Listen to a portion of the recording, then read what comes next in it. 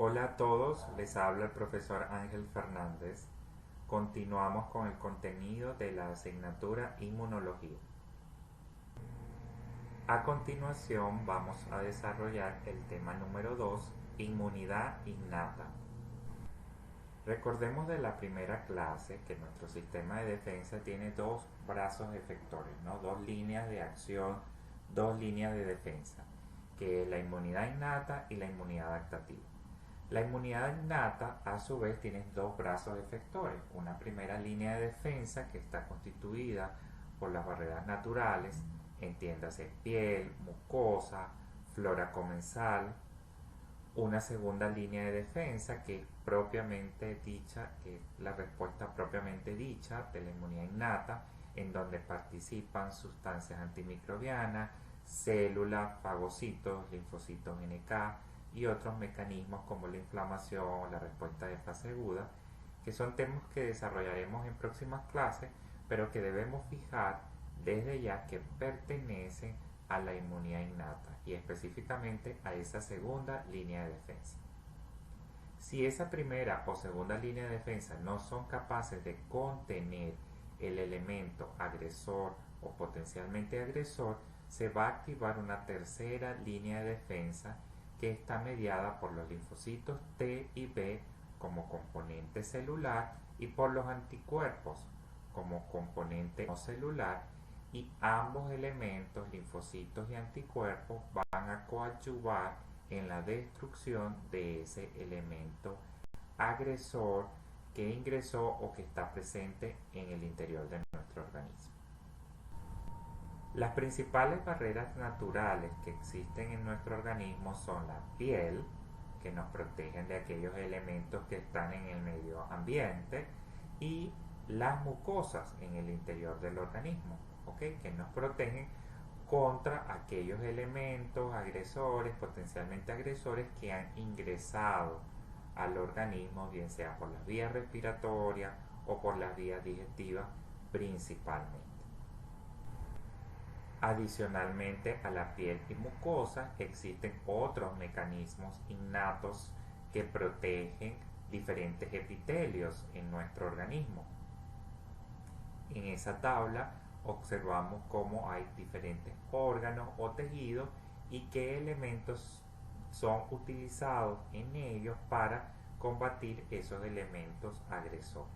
Vemos que en la piel existen unos péptidos antimicrobianos, en el estómago unas enzimas digestivas, en el intestino delgado existen también péptidos antimicrobianos, en el tracto urogenital hay un pH bajo, en las glándulas salivales nuevamente los péptidos antimicrobianos, etcétera, etcétera, etcétera. Entonces, ¿qué es lo que estamos viendo allí? Que en diferentes órganos o en diferentes tejidos existen diferentes mecanismos o diferentes barreras naturales que van a constituir esa primera línea de defensa y que inicialmente son los que se van a poner en contacto con esos elementos potencialmente agresores o que intentan hacer algún daño a nuestro organismo. Esas barreras naturales pueden ser clasificadas de acuerdo a su naturaleza, en mecánicas, químicas o microbiológicas. En función a ellos podemos ver que hay barreras naturales mecánicas como los cilios a nivel de las vías respiratorias que evitan que sustancias o elementos agresores, ¿verdad?, patógenos, se vayan a alojar en el epitelio respiratorio. Tras los movimientos de los cilios se favorece que esos elementos que han ingresado a través de nuestras vías respiratorias superiores puedan ser devueltos hacia el exterior y expulsados a través de la cavidad nasal.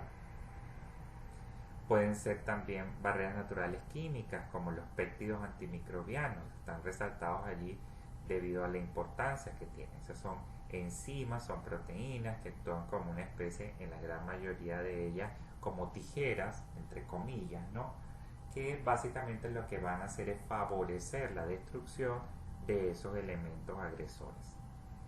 Y existen también barreras naturales microbiológicas en donde o que hacen referencia, mejor dicho, a esa flora comensal, a esas bacterias que se encuentran alojadas en nuestros epitelios, en nuestros tejidos. Particularmente podemos decir algunos ejemplos como las bacterias que se encuentran a nivel de la piel, en nuestra boca, cavidad oral, en el intestino. O sea, eso es una flora comensal que está allí, que constituye una barrera natural, ¿ok? Y por ende una primera línea de defensa contra elementos agresores. En esta otra tabla vemos algunas proteínas y péptidos que son considerados péptidos antimicrobianos, y vemos en la ubicación en donde están esos péptidos antimicrobianos y las actividades que realizan. Por ejemplo, la lisozima está presente en las secreciones de mucosas glandulares, como por ejemplo en las lágrimas, saliva, tracto respiratorio, entre otros, y su función específica es dividir enlaces glucosídicos de péptidoglucanos en las paredes celulares de las bacterias, lo que lleva a la lisis o destrucción de estas. Y así sucesivamente están el resto de los péptidos antimicrobianos, la ubicación y la función que cumplen. Ahora, si esas barreras naturales que constituyen la primera línea de defensa del organismo no son capaces de contener a esos microorganismos o a esos elementos agresores, se va a activar una segunda línea de defensa, la cual tiene unas características que ya comentamos de manera general en la primera clase. La segunda línea de defensa, o la respuesta inmune propiamente dicha de la inmunidad innata, tiene como característica el ser inespecífica, estar presente desde el nacimiento, tiene una activación local, es decir, el sitio exacto donde ingresó el elemento agresor, se activa y se desarrolla en cuestión de minutos, horas. Se activa luego que las barreras naturales fallan, como les acabo de comentar, posee componentes celulares y moleculares, ya lo vamos a ver, reconoce estructuras antigénicas y no se modifica en el tiempo, entre otras características a destacar. En el sistema inmunitario innato participan unos mediadores celulares y unos mediadores no celulares o humorales. Entre los mediadores celulares tenemos las células que conforman el sistema inmunitario innato, como lo son el macrófago, el neutrófilo, el basófilo, eosinófilo, las células dendríticas y los linfocitos NK. Ese es el componente celular de la inmunidad innata, y así lo fijo, ¿ok? Ahora, ese componente celular se acompaña de otros elementos no celulares, principalmente proteínas, como aquellas que son de síntesis hepática y que ayudan a formar ese poro característico, que es la principal función del complemento. O también las citoquinas, que son una serie de proteínas que permiten a las células de defensa comunicarse entre sí. Entonces, mediadores celulares y no celulares se combinan para generar una respuesta inmunitaria, una segunda línea de defensa que tiene como función controlar y eliminar el agente agresor. Ahora, las células que participan en la inmunidad innata son capaces de reconocer aquellos elementos agresores mediante el reconocimiento, de patrones moleculares asociados a microorganismos patógenos, algo que se abrevia como PANS, Entonces, nuestras células innatas, nuestras células que participan en la inmunidad innata, reconocen esas estructuras moleculares que son producidas constantemente por los patógenos. Algunos ejemplos de los PANS los constituyen, por ejemplo, el lipopolisacárido, que se encuentra en la parte más externa de la pared de la E. coli, o los glucolípidos o glucoproteínas, que se encuentran en la pared celular del Staphylococcus aureus. Esos son ejemplos de PANS. Son elementos, patrones moleculares que están en la superficie de los patógenos, bueno, en este caso en la superficie, en la parte más externa de la pared de estas bacterias, y que son reconocidos por nuestros sistemas de defensa mediante unos receptores. Entonces, los PANS son reconocidos por receptores de reconocimiento de patrón, o abreviados como PRR. ¿Okay? Esos receptores se encuentran en la membrana de las células de la inmunidad innata residentes en tejidos. En esa imagen podemos ver algunas de esas células residentes en tejidos, como el macrófago, el mastocito y la célula dendrítica. Y vemos cómo en la superficie de estos están ubicados los receptores, los PRR. Está allí el fibroblasto y aparece como una célula de la inmunidad innata. No es propiamente una célula inmune, pero sí está allí reflejado en esa imagen porque uno de los mecanismos efectores de la inmunidad innata es la inflamación, que veremos en próximas clases. Y la inflamación lleva consigo daño tisular, daño local. Entonces, tras el proceso de inflamación, una vez culminado, debe haber un proceso o iniciarse un proceso de reparación del tejido que está mediado por los fibroblastos. Entonces, por esa razón aparecen allí como una de las células que participan en la inmunidad innata. No tiene una función de defensa propiamente dicha, pero coadyuva en ese mecanismo de defensa innato. Específicamente participan una vez culminados los procesos de inflamación. Esos receptores de reconocimiento de patrón pueden ser clasificados en receptores celulares, si estos receptores están anclados a membrana, o en oxoninas, específicamente cuando hablamos de receptores solubles, es decir, no están anclados a membrana, sino que se encuentran en el plasma, disueltos en el plasma. Entre los receptores celulares tenemos los tipo TOL, tipo NOD, entre muchos otros. Eso es un mundo de receptores que existen. Fijo esos que están allí porque son los más estudiados, los que mejor han sido caracterizados. Y entre los receptores de reconocimiento de patrón solubles, que actúan como una especie de oxoninas, recordemos de fisiología que cuando hablamos de oxoninas nos referimos a aquellos elementos, moléculas, proteínas que se unen a la superficie de los patógenos, lo marcan para con ello favorecer el proceso de destrucción, principalmente mediada por fagocitosis.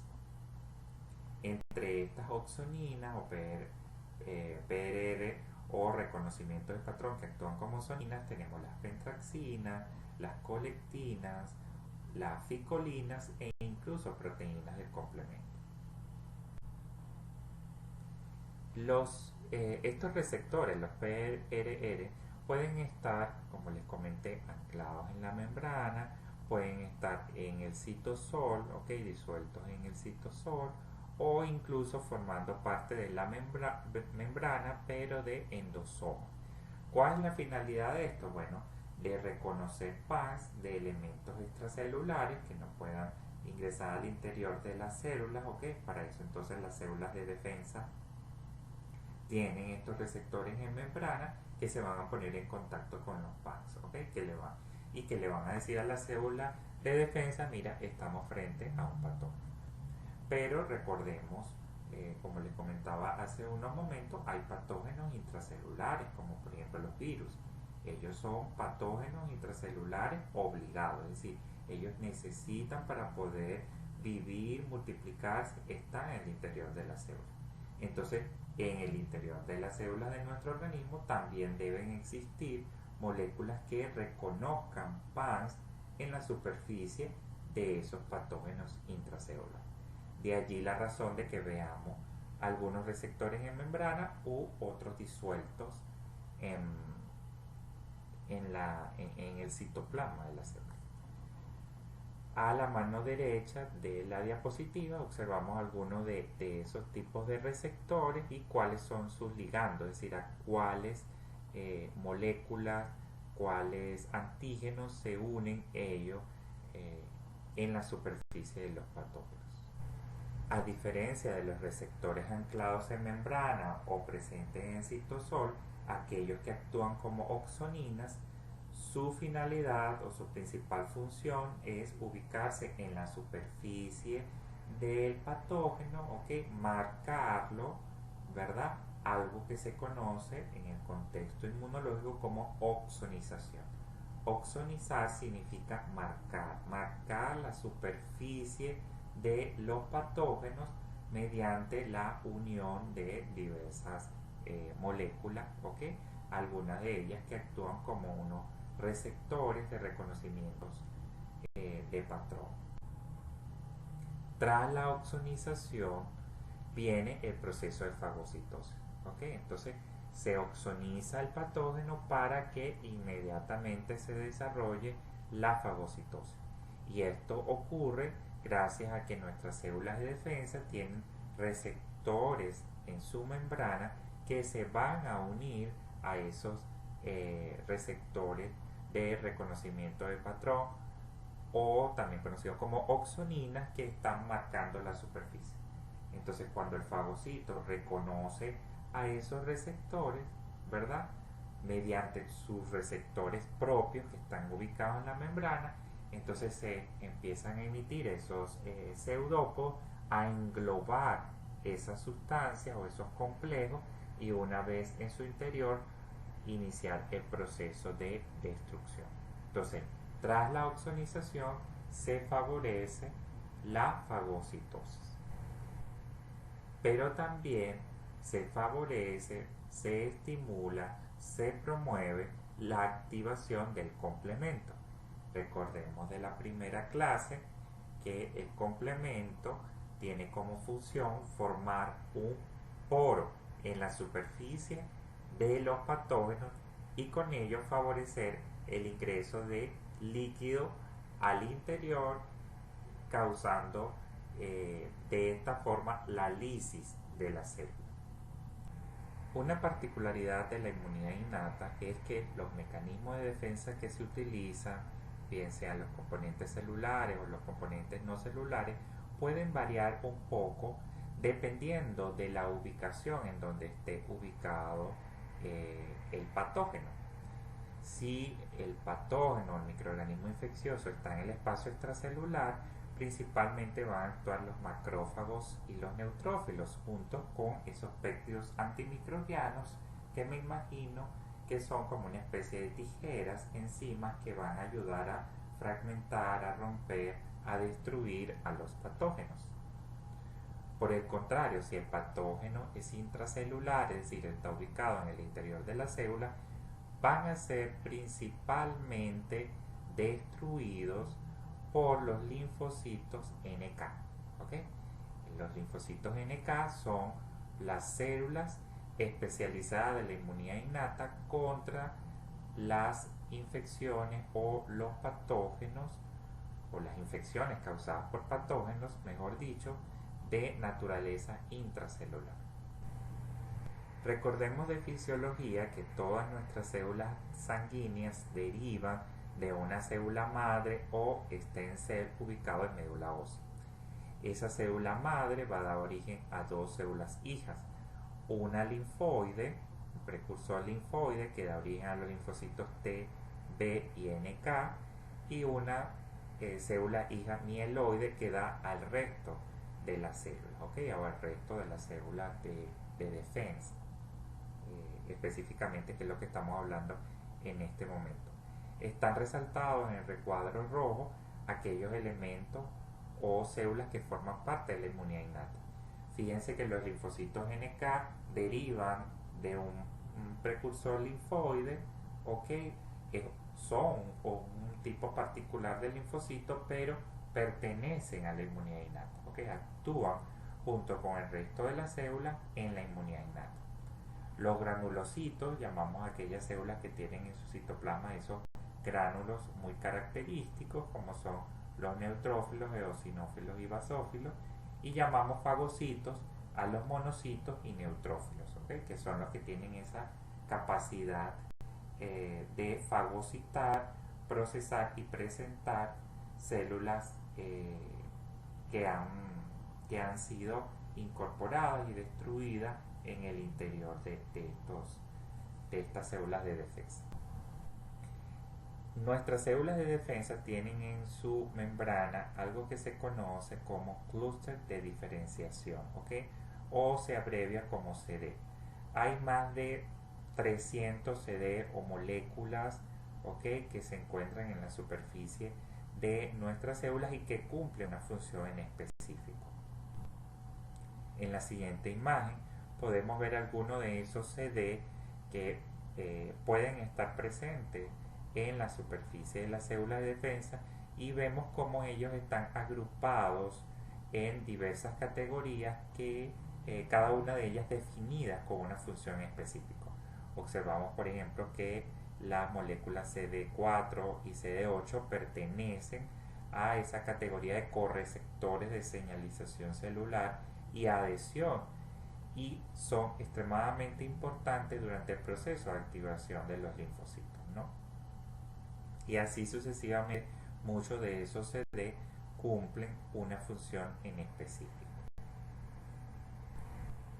A continuación vamos a describir brevemente los mecanismos de acción de las células que participan en la inmunidad innata, empezando por el neutrófilo. Estas células, tras unirse a la superficie de las células endoteliales, inmediatamente inician un proceso de extravasación, de diapédesis, ingresan al interior de los tejidos en donde se encuentra el elemento agresor, principalmente bacterias. Son capaces de hacer citotoxicidad celular dependiente de anticuerpos, es decir, pueden, tras su ingreso al tejido, reconocer aquellos elementos que hayan sido oxonizados por moléculas por oxonina para posteriormente destruirlas. Ese proceso de destrucción mediado por anticuerpos es lo que se conoce como CCDA, o la abreviación de citotoxicidad celular dependiente de anticuerpos. Una de las particularidades de los neutrófilos es que tras su elaboración muchos de ellos quedan almacenados en médula ósea y son liberados al torrente sanguíneo cuando se requiera combatir una infección. Ya ubicados en el tejido, ellos requieren de que ese elemento que van a destruir esté oxonizado por anticuerpos para ellos poder desarrollar ese proceso conocido como CCDA. Los eosinófilos, por su parte, también pueden hacer citotoxicidad celular dependiente de anticuerpos, pero con la particularidad que requieren que ese elemento a destruir esté oxonizado, pero con una inmunoglobulina E, algo que los diferencia del mecanismo de acción de los neutrófilos, el cual requiere de una inmunoglobulina G como oxonina de esos patógenos, principalmente bacterias, para que ellos puedan actuar. En el caso del eosinófilo, este no fagocita, sino que libera el contenido presente en sus gránulos, que van a actuar como una especie de tijeras una vez liberados y van a ayudar a destruir, en este caso particular, al parásito. Por su parte, el basófilo y el mastocito, también conocido como célula cebada, son dos células que se consideran como primos hermanos, ¿okay? Participan en la exposición, o se activan tras la exposición a alérgenos, ¿okay? El mecanismo de acción es muy parecido y consiste en lo que vemos allí en esa imagen, que tras una primera exposición a un alérgeno hay una CPA que fagocita, procesa y presenta linfocito T. Este libera unas citoquinas que favorecen la diferenciación de las células B a plasmocitos. Los plasmocitos producen inmunoglobulina E que van a oxonizar al alérgeno tras una segunda exposición, ¿okay? Al oxonizarlo van a favorecer la activación de estas células basófilo y mastocitos, porque en la membrana de estas hay receptores que se van a unir a la porción Fc, ¿ok?, de las inmunoglobulinas. Cuando ocurre esta interacción, entonces el mastocito o el basófilo se degranula, libera el contenido de sus gránulos. Esos gránulos no van a causar la destrucción, la eliminación del alérgeno, pero sí van a promover las condiciones necesarias para que éste no pueda ingresar. Por ejemplo, muchos de esos mediadores liberados van a ocasionar una contracción de la musculatura lisa que se encuentra en la superficie de los bronquios, y al hacerlo disminuye la luz de este, evitando que, si ese alérgeno está ingresando por vías respiratorias, no pueda ingresar, o sea, no pueda pasar hacia las vías respiratorias inferiores y causar algún tipo de daño en el interior del aparato respiratorio. Los linfocitos NK, por su parte, pueden desarrollar citotoxicidad celular directa, y esto lo hacen mediante la formación de un poro en la superficie de los patógenos. Los linfocitos NK liberan inicialmente las perforinas, que son una serie de proteínas que se ensamblan en la superficie del microorganismo, infeccioso, para formar lo que les acabo de decir, un poro, muy similar al complemento, que también forma un poro. En este caso no es el complemento, sino perforinas, una serie de proteínas elaboradas por estos linfocitos y que forman ese poro. Tras la conformación o tras la elaboración de ese poro en la superficie del patógeno, entonces la misma célula libera una serie de proteínas conocidas como granzimas, que van a ingresar al interior de la célula infectada que el linfocito NK quiere destruir, y una vez dentro van a promover la destrucción de la célula por apoptosis. Ese mecanismo de acción, de destrucción de los linfocitos NK, mediado por perforinas y granzimas, se conoce como un mecanismo dependiente de gránulos, pero los linfocitos NK también pueden destruir las células blanco, es decir, las células infectadas por virus principalmente, mediante un mecanismo independiente de gránulos, es decir, sin la utilización de poros, de perforinas o granzimas, sino mediante la unión de un ligando Fas, que es una molécula que se expresa en la superficie de los linfocitos NK y que se une con la molécula Fas, que se encuentra en la superficie de la célula blanco de la célula infectada. Entonces, la unión del Fas con su ligando hace que la célula infectada sea destruida por apoptosis. Entonces, el resultado va a ser el mismo, la destrucción de la célula infectada, pero puede hacerse por dos mecanismos. Si el linfocito NK utiliza las perforinas y granzimas, formará ese poro y favorecerá la destrucción de la célula.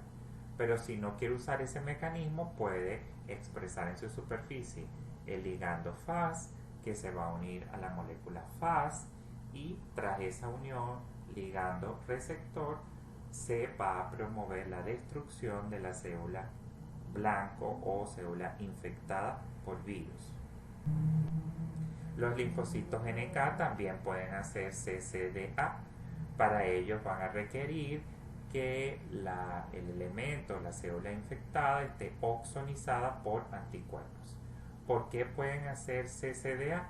Porque ellos en su membrana tienen unos receptores que se unen a la región Fc de esos anticuerpos, y tras la unión se promueve la destrucción de las células cubiertas por anticuerpos. Continuando con la descripción de las células que forman parte de la inmunidad innata, tenemos dos células que son conocidas como células presentadoras de antígeno, las cuales son la célula dendrítica, que es la CPA más profesional que tiene nuestro sistema inmune, y luego viene el macrófago, que junto con el linfocito B, las tres constituyen las CPA profesionales en nuestro organismo. Sin embargo, están resaltados en amarillo la célula dendrítica y el macrófago porque nos estamos refiriendo en este momento a la inmunidad innata, a los componentes celulares que forman parte de la inmunidad innata. Una particularidad de las CPA profesionales es que pueden expresar en su superficie moléculas del complejo mayor de histocompatibilidad clase 1 y clase 2.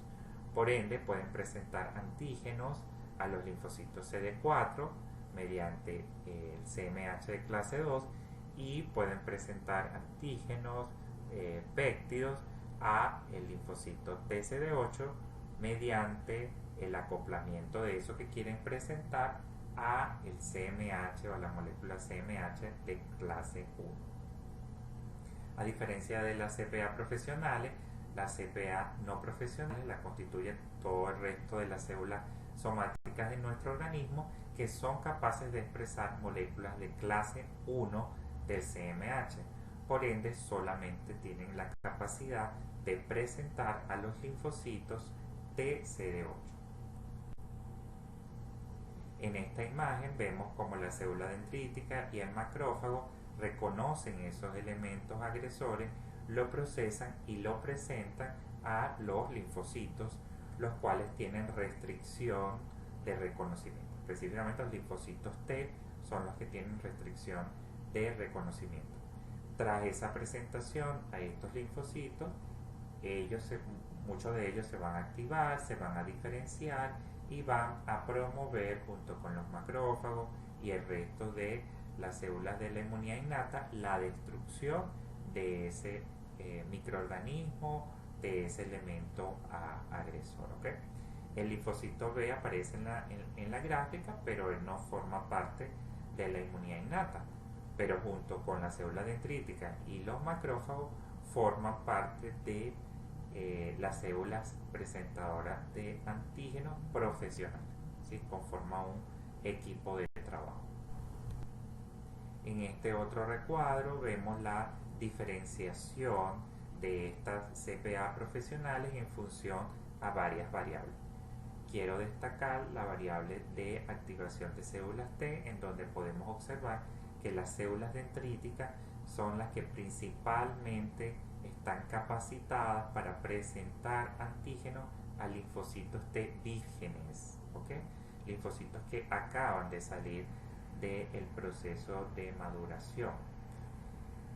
Pero a diferencia de los otros, que solamente como el macrófago o las células B, que pueden presentar ya linfocitos T efectores, linfocitos T de memoria. ¿Okay? La célula dendrítica también lo puede hacer, pero tiene esa particularidad que es la principal célula involucrada en la presentación de antígenos a los linfocitos T vírgenes. Estas células presentadoras de antígenos se encuentran distribuidas por el resto, por casi que la totalidad de nuestros tejidos. Muchos de ellos son residentes allí, o sea, permanece una proporción importante de ellas, permanece en nuestros tejidos, fuera de los vasos sanguíneos, y van a estar allí como unos supervisores monitoreando el ingreso de cualquier elemento agresor. Las células dendríticas, junto con los macrófagos, les dije, constituyen las células presentadoras de antígenos profesionales de nuestro organismo, ubicadas en los tejidos. Ellos van a estar ahí vigilando. Tras el ingreso de un patógeno, inmediatamente lo van a fagocitar y van a migrar a los órganos linfoides secundarios más cercanos, principalmente ganglios, y allí esas células dendríticas van a favorecer la activación de los linfocitos T para que inicie ese proceso que describe una campana, como veíamos en la primera clase, ¿no? Entonces fíjense cómo las células dendríticas, que forman parte de la inmunidad innata, son las responsables de enlazar la inmunidad innata con la inmunidad adaptativa, y eso lo realizan debido a que las células dendríticas son capaces de migrar desde el sitio donde ingresó el patógeno hasta los órganos linfoides secundarios, en donde van a promover la activación de los linfocitos T para que se generen mecanismos efectores diferentes mecanismos efectores que van a conllevar a la destrucción de ese patógeno. ¿Okay? Tras la activación de esos linfocitos, como vemos en esa diapositiva, incluso van a migrar, ¿no? Junto con las células dendríticas, van a migrar a esos sitios de ingreso del patógeno para destruir, eliminar finalmente ese elemento agresor. Y finalmente tenemos los macrófagos. Esta es una célula muy versátil que puede destruir a esos elementos agresores de diferentes formas. Puede hacer citotoxicidad celular dependiente de anticuerpos, es decir, el macrófago puede esperar que la bacteria, el parásito o lo que quieran destruir esté oxonizada por anticuerpos para para que esta célula pueda actuar, y eso se debe a que tiene receptores que se unen a la región FC de las inmunoglobulinas. También puede hacer citotoxicidad directa, es decir, pararse, ¿no?, frente a esa célula diana, a ese elemento agresor, y favorecer o promover su destrucción mediante la fagocitosis, ¿no? O incluso puede actuar como una CPA, como lo vimos hace unos minutos, ¿no? Les comentaba hace unos minutos. Él puede captar el antígeno, puede procesarlo, y procesarlo consiste en que esos elementos que fagocitó lo degrada, ¿okay?, en el interior, y le va a presentar al jefe del sistema inmunitario un pequeño fragmento de ese antígeno acoplado a una molécula del complejo mayor de histocompatibilidad, o conocida como complejo mayor de histocompatibilidad. Entonces es una célula muy versátil, puede hacer CCDA, citotoxicidad directa, o incluso solamente actuar como una célula presentadora de antígeno y dejar que el linfocito se active y envíe señales o de orden a otras células. De esta forma damos por concluido este segundo tema. Recuerden ampliar, profundizar los puntos desarrollados en cada uno de los temas en la bibliografía recomendada.